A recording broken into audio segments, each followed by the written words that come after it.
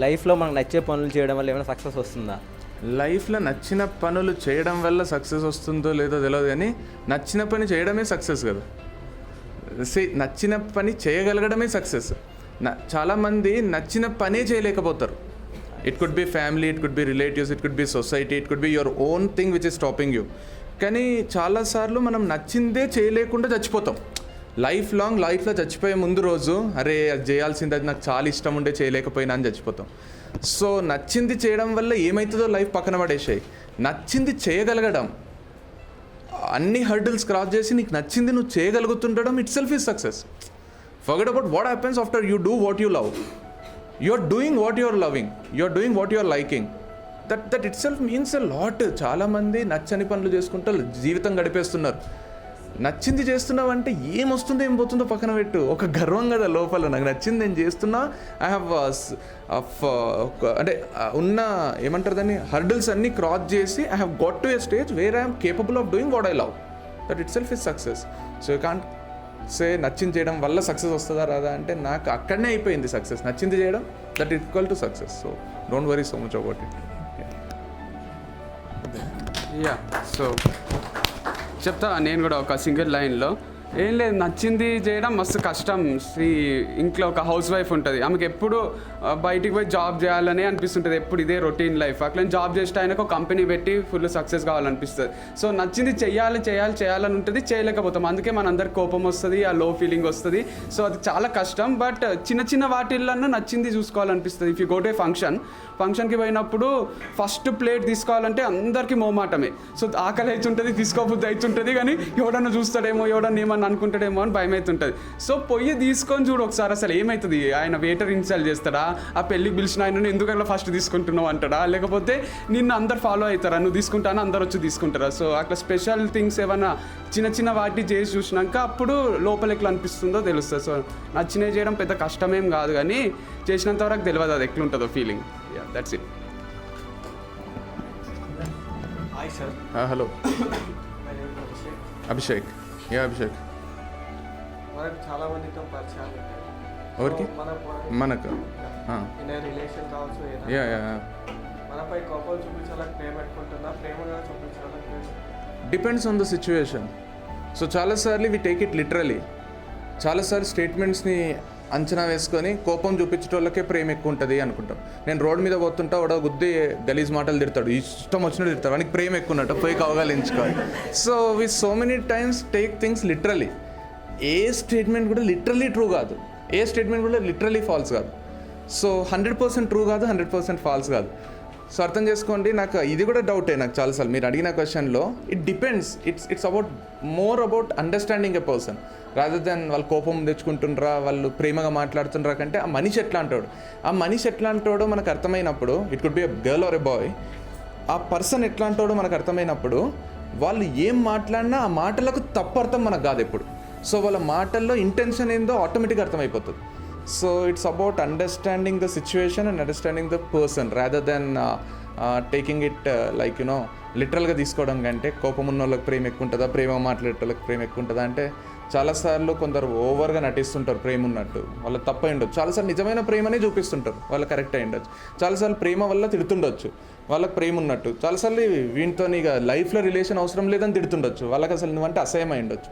So it's permutation and combination more often than not. So that's it. It's not like it. So మీ క్వశ్చన్కి answer. So కోపం చూపించే వాళ్ళకి ప్రేమ ఉంటుందా, ప్రేమ చూపించే వాళ్ళకి ప్రేమ ఉంటుందా? As my brother told, it depends on situation and it depends on character of a person also. ఇప్పుడు ధోని ఉన్నాడు, ధోని ఇట్లా రౌండ్గా క్యాప్టెన్ ఉన్నప్పుడు అందరినీ ఇట్లా రౌండ్గా నిలబడమని చెప్తుండేనంట. నువ్వు ఇక్కడ ఉండాలి, అక్కడ ఉండాలి, ఇట్లా చేయాలి, అట్లా చేయాలి. అవి 50% టీమ్మేట్స్కి ఆల్రెడీ తెలుసు. అయితే కూడా వాళ్ళకి విసుగు వస్తుంది, కోపం వస్తుందని తెలిసినా ఇంకా 50% ఉంటారు కదా, వాళ్ళకి చెప్పకుండా అర్థం కాదంట. వాళ్ళకి ప్రతిసారి చెప్పాల్సిందే. వాళ్ళ కోసం వీళ్ళందరికీ కూడా చెప్తుండే వాళ్ళ కోపం వస్తుందా ఏమొస్తుందా. అల్టిమేట్లీ టీమ్ సక్సెస్, ఇండియా గెలవాలన్నది ఒకటే మైండ్ ఉంటుండే. సో సేమ్ థింగ్ విత్ ఫ్యామిలీలో కూడా డాడీ నిన్ను ఏమన్నా అన్నా, తిట్టినా, ఏమన్నా ఒకరినొకరు ఏమన్నా అనుకున్నా కూడా అల్టిమేట్ ఫ్యామిలీలా మంచిగా ఉండాలి రిలేషన్స్. కాబట్టి అట్లా కోపం చూపిస్తారు. అంతేగాని ఏదో నేను తిట్టాలి, నేను బాధ పెట్టాలి, నీకు బాధ పెడితే డాడీకో మమ్మీకో బాధ అవుతుంది అని ఏమి ఉండదు కదా. So they want you to be happy and make the surroundings happy. That is the reason they scold you. So that's it from my side. Thank you. Hi. What do you mean by true love and true happiness? Where we will find them? Within you. You don't find it anywhere else. You find it within you. True happiness and true love. Nobody loves you more than you love yourself, and nobody makes you happy than you can make yourself happy. But some situation we will be depressed, and on the time we need certain love, true love. What do you mean by that? See, most of the times people say అమ్మ ప్రేమ గొప్పది, నాన్న ప్రేమ గొప్పది, వీళ్ళకంటే నిజంగా ప్రేమించే వాళ్ళు మీకు ఎవరు దొరకరు, అట్లా ఇట్లా అంటుంటారు. So it depends again. See, I don't, as I said, as I answered the previous question, so nothing should be taken to 100%. True love, true happiness ante, see, you love a person truly. It could be your relation, it could be anything, and they will equally love you back. So it's a nature of law again. So when you have to find a true love, you can't find it from a stranger. You will be finding it from a person who is close to your heart. And so many times close to your heart will be you. మీకు మీరే close ఉంటారు అనే దాని వల్ల నేను within you will find a true love అని చెప్పిన. If you want it from the other person, you have to love them that truly what you expect from them. So చాలాసార్లు నాకు చాలామంది బాయ్స్ అడుగుతుంటారు, ఈ రావు నేను మస్తు ప్రేమిస్తున్నా, మస్తు లవ్ చేస్తున్నా పిల్లని, మస్తు ఇష్టము, కానీ నన్ను అయితే లవ్ చేస్తలేదు. సో నువ్వు లవ్ చేస్తే ఆటోమేటిక్గా అవతల లవ్ చేయాల్సిందే. నువ్వు లవ్ చేస్తున్నా అనుకుంటే చెయ్యరు. When you truly love, you'll never tell people that I'm loving that person truly. You'll love her, that's it. You're not expecting anything, but without any expectation you'll get it back. So that's obvious that you'll get it back. And as I said, it's a nature of law. ఎట్లయితే చెట్లు oxygen బయటికి ఇస్తాయో అంత nature of law ఏంటంటే you love a person, that person has to love you. It happens most of the time with family members because we don't expect them to change. We don't expect them to show or tell that I love you every time. నేను I love you అని ప్రతిసారి చెప్పుకోరు. అన్నదమ్ములు చెప్పుకోరు, అక్క చెల్లెలు చెప్పుకోరు, mummy daddy మీకు చెప్పరు, మీరు వాళ్ళకి చెప్పరు I love you అమ్మ, I love you అమ్మ, I love you అని వ్యాలంటైన్స్ డే రోజు పోయి గిఫ్ట్ అయితే ఇయ్యరు కదా. So it won't happen because you know that your mother loves you and your mother knows that you love them. And for you the one line answer from my side is మనం చచ్చిపోయినామని ఊహించుకుంటే ఎవరెవరు ఏడుస్తారు, ఎవరెవరు life మారిపోతుంది, ఎవరెవరికి తట్టుకోలేరు అనేది మీ మైండ్లోకి వస్తుందో వాళ్ళందరి నుంచి you can expect true love. నేను చచ్చిపోయినా బతికినా వీళ్ళకి ఫరక్ పడదు. నేను చచ్చిపోతే ఒక రోజు బాధపడతారేమో, నెక్స్ట్ డే వాళ్ళ లైఫ్లోకి వాళ్ళు వెళ్ళిపోతారు, ఆకలి అయితే వాళ్ళు తింటారు. ఇట్లాంటి మనుషులు నీకు ఎంత క్లోజ్గా యాక్ట్ చేసినా, నీ పక్కనే రోజు కూర్చున్నా, నీతో పాటే ఉన్నా, you can't expect true false పక్కన పడేసాయి. లవ్వే ఎక్స్పెక్ట్ చేయలేవు వెళ్తాను. వాళ్ళు ఉన్నంత వరకు వాళ్ళు నీ అవసరం తీసుకుంటున్నావు, నువ్వు వాళ్ళ అవసరం తీసుకుంటున్నావు, అయిపోయి. ఇంకొక లైన్లో చెప్పాలంటే, ఎవరు చచ్చిపోతే నీకు బాధ అవుతుందో వాళ్ళ మీద నీకు ట్రూ లవ్ ఉన్నట్టు. ఎవరు చచ్చిపోతే బాధ అవుతుందంటే ఎవరు చచ్చిపోయినా బాధ అవుతుంది. ఎవరు చచ్చిపోతే నేను ఇక బతకలేను అనే ఆలోచన వస్తుందో వాళ్ళ మీద నీకు ట్రూ లవ్ ఉన్నట్టు. So many times just imagine, చాలామంది ఫ్రెండ్స్ ఉంటారు మనకు, ఎవరన్నా లేరనుకో, పోయినరో అనుకో, still our life goes on. ఈరోజు మధ్యాహ్నం నాకు ఆకలి అయితే నేను బిర్యానీ తింటా. So I don't care. అదే మీ అమ్మనో నాన్ననో చచ్చిపోయినట్టు ఊహించుకుంటే చేతులు కాళ్ళు వణుకుతాయి, చెమటలు పడతాయి. So that itself means a lot about a love and affection. It's not that you call them and speak to them for hours together. No, that's not love. That's just you don't know to do what. ఏం చేయాలో అర్థం కాక అట్లా మాట్లాడుతుంటాం అంతే తప్పిస్తే true love is something from those people you can expect anything. అందుకే ఏమైనా అయితే మనకు హాస్పిటల్లో మనోళ్ళే ఉంటారు, బయట వాళ్ళు ఒక్కరు కూడా రారు. ఓన్లీ మన పేరెంట్స్, పెళ్ళైతే భార్యాభర్తలో, పిల్లలు పుడితే పిల్లలు, వీళ్ళే ఈ నలుగురే ఉంటారు.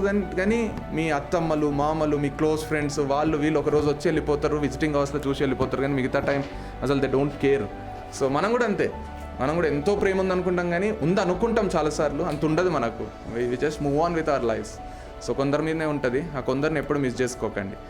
That's the purpose of life, that's how the life is led. So that's it.